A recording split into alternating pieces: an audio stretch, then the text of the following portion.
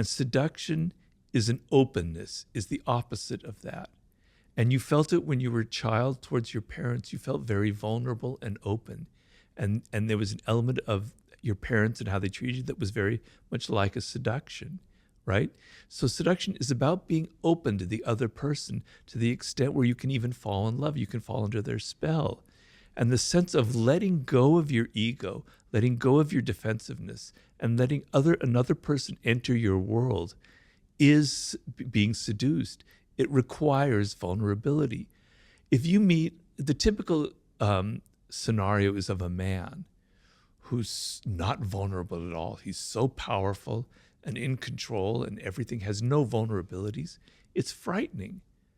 You know, for a woman, it could be very frightening. Like this, he's so strong, he's so invulnerable that there's something wrong about it.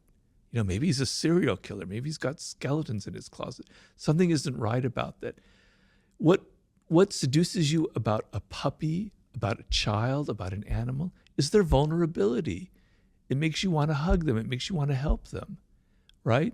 The sense which if you came upon a tiger that's there and they don't need that, well, that's not seductive. I mean, on your screen it is, but if they're there in your living room, that's not seductive.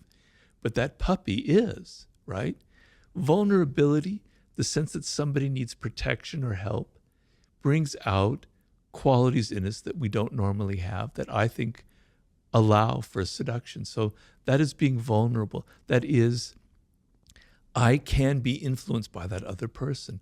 I am open to their spirit, right? That's being vulnerable. The word vulnerable, I hate to sound like a professor here, so excuse me, in seduction, comes from the root of it means a wound, vulnus.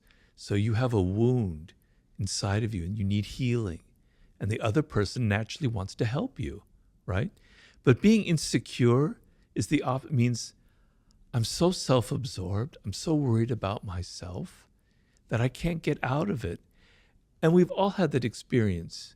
When you meet somebody and you can sense, you can smell their insecurity in them. I'm not judging them because we all have insecurities. It makes you feel insecure.